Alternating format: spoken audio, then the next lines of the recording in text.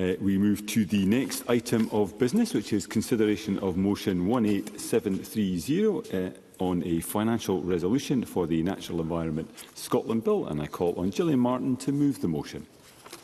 Moved. Thank you. The question on the motion will be put at decision time. And we move on to the next item of business, which is a debate on motion 19454, again in the name of Gillian Martin, on motion on legislative consent, planning and infrastructure bill, UK legislation. I invite members wishing to participate in the debate to press the request to speak buttons, and I call on Gillian Martin to speak to and move the motion. Cabinet Secretary, around 6 minutes, please. Thank you, Presiding Officer. Today we are seeking Parliament's approval for the supplementary LCM, a recently tabled clause in the Planning and Infrastructure Bill the UK Government has put forward, which relates to wind generation stations that affect seismic array systems.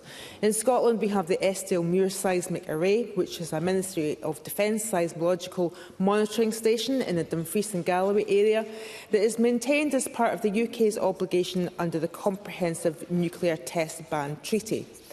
Wind turbines can cause seismic vibrations or noise in the ground, which can impact the functioning of the array. And since 2005, the MOD has set a limit on how much vibration or noise is allowed within what is known as the 50-kilometre consultation zone. This is to safeguard the array and ensure it can properly function. However, in 2018, that noise limit was breached, and subsequently the MOD has objected to every new wind farm planned within that 50-kilometre zone. The clause will establish primary powers to enable the Secretary of State to make regulations at a later date that will bring forward a new policy approach to safeguarding the functioning of the array, allowing the potential for further onshore wind development in that area, whilst protecting a site of national security importance. I think it would be helpful to provide some background to members on why we are seeking Parliament's approval for this supplementary LCM at such short notice. On October the 9th, the Scottish Parliament approved the LCM for the Planning and Infrastructure Bill. But this latest amendment was tabled at report stage in the House of Lords on the 13th of October, with the text of the amendment having only been shared with the Scottish Government on the 1st of October. This is why the parliamentary debate has been held with such little notice, a situation which was out with my control. Now, I want to address up front the fact that this amendment would enable the Secretary of State to make changes to planning law in Scotland, encroaching upon an area of devolved legislative competence. This amendment does not give Scottish ministers any formal role in agreeing to the secondary legislation. And I have written to the UK Government ministers to express my disappointment and concern as to the way the UK Government has pressed ahead at the pace they have. This has not allowed for consideration of alternative approaches to safeguarding the array that respect and protect devolved responsibilities. I have asked for a further amendment to be made to the clause during the third reading of the bill in the House of Lords to require that Scottish ministers provide consent to any secondary legislation, but this has not been taken forward. I am very disappointed by this outcome, and as everyone knows, I want governments to work together to achieve decarbonisation, but devolution must be respected if that is to continue. However, it's been a long-standing objective of the Scottish Government to resolve the barriers to development in the area of the array, and we've been working with the UK Government and the onshore wind industry to develop a new policy approach to the deployment of onshore wind in the Estill-Muir array. I'd like to be absolutely clear that any project being considered under the new approach will continue to be subject to all relevant and applicable considerations under the Electricity Act 1989, National Planning Policy and Scottish planning legislation. This amendment would achieve something that we have been working towards for a long time. I have considered the scope of this amendment, and whilst it does have an impact on our planning and consenting responsibilities, it is very focused and specific, and only in respect of this small geographic area. I am content that the amendment is required to unlock progress with developing the new policy approach. The UK Government has emphasised to me their commitment to work collaboratively to finalise these regulations, which will include setting a seismic impact limit on developments and confirming the geographical scope of the policy, which is expected to remain as 50 kilometres from the array. The UK Government has committed to enter into a Memorandum of Understanding in respect of the ways of working and how Scottish ministers will be engaged in the process of developing the regulations. The Scottish and UK Governments intend to jointly consult on the new policy approach proposals as soon as possible, with the aim of publishing the consultation by the end of 2025. That consultation will seek views from a wide range of stakeholders, including communities, public bodies and the onshore wind industry, so that all voices can be heard.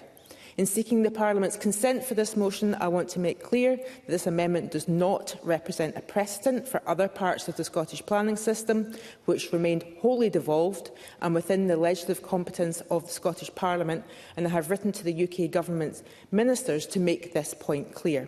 On the basis of undertakings provided to me by the UK Government about our future working relationship and the limited scope of the amendment, I ask that Parliament approve the motion for legislative consent in relation to the aforementioned clause in the Planning and Infrastructure Bill. Presiding Officer.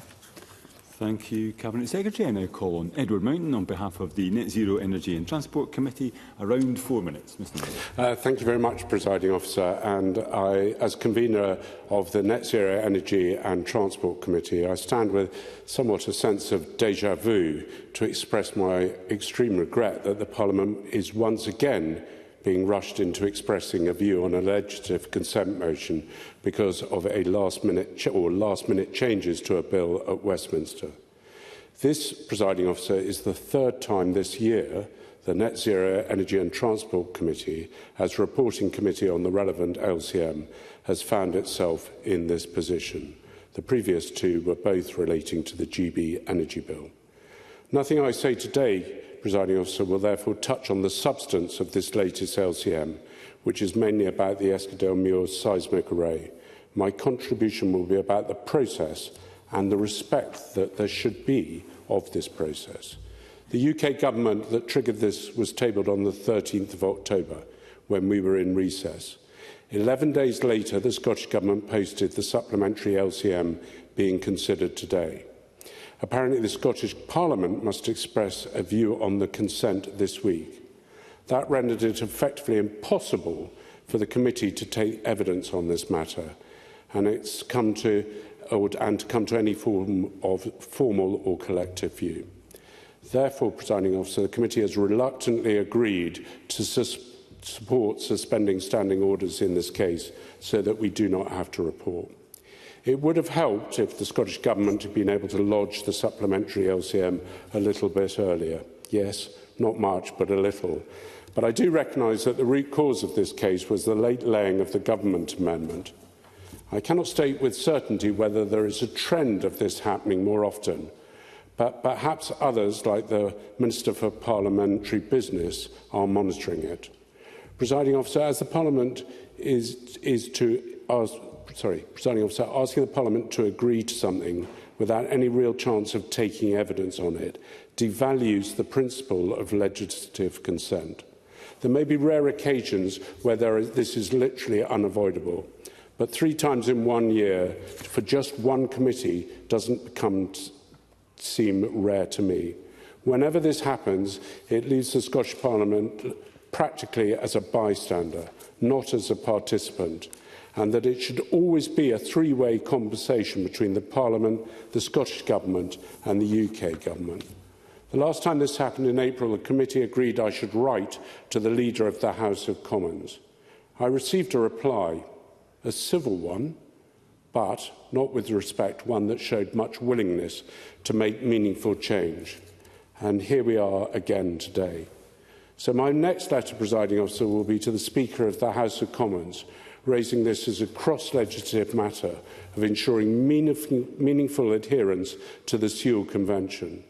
It's also a matter I hope the Conveners Group can discuss in due course.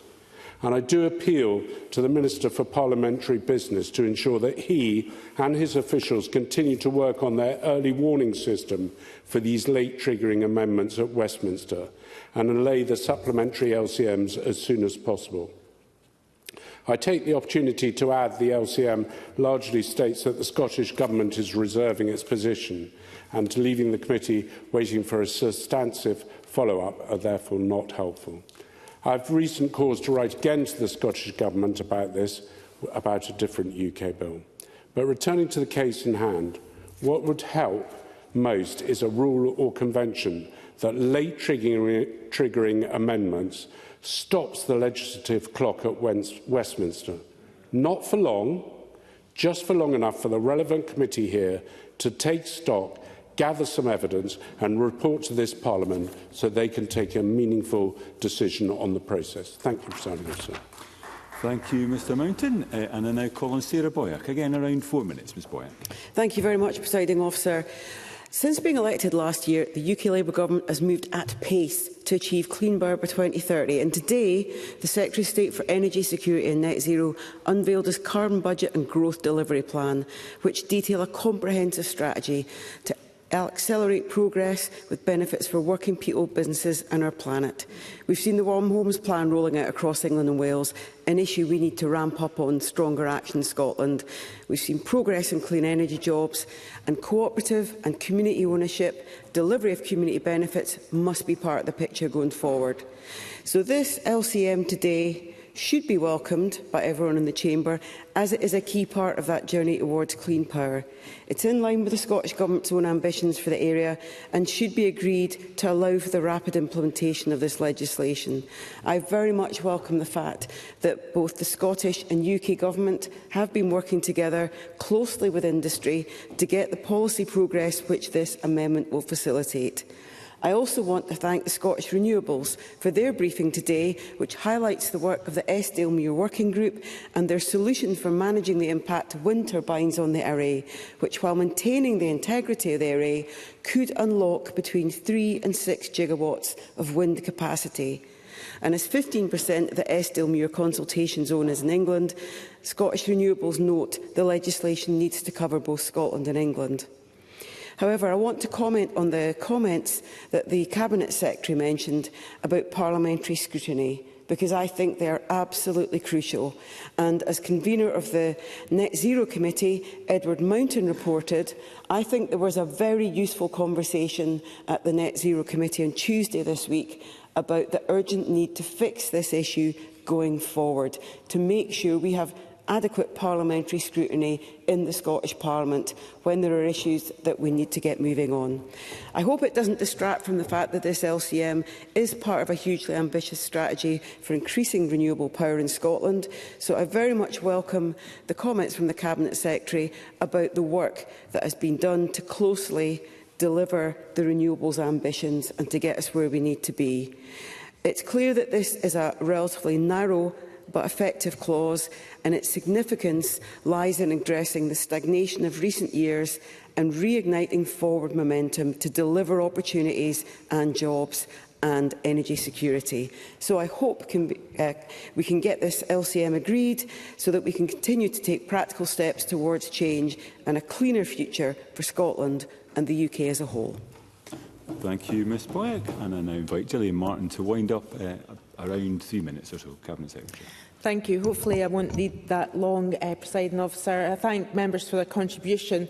I'd like to return to the purpose of the amendment. As at present, there are projects that are blocked in the planning and consenting process due to concerns relating to their impacts in the array. And through the adoption of a new policy approach to managing onshore wind development in that area, these projects can now progress through the planning system in the normal way. I am heartened by the comments of Sarah Boyack and the convener of the committee about the importance of the place of this Parliament in scrutinising all legislation that we have to agree on and all legislative consent motions, and I think those points are well made, and I think it's very important that we speak as one voice, that the devolution should be respected and the time should be given so that we can all scrutinise the issues that come before us which require a decision. The amendment represents the first step in the change of policy in managing onshore wind development in the Eskdale-Muir. The Scottish Government will now work collaboratively with the UK Government to finalise a consultation on policy proposals and to draft the necessary regulations to enforce Ministry of Defence policy changes. And in committing to this work with the UK Government, I do want to reiterate that I have written to UK Government ministers to make clear that this amendment does not represent a precedent for other parts of the Scottish planning system, which do remain wholly devolved and within the legislative competence of the Scottish Parliament. This amendment is restricted in scope, with the sole ambition of unblocking onshore wind potential in the Eskdale-Muir area, and I will therefore close by asking Parliament to approve this motion for legislative consent. Thank you, Cabinet Secretary. That concludes the debate on motion of legislative competence, planning and infrastructure bill UK legislation. And I'm going to briefly suspend before we move to the next item of business.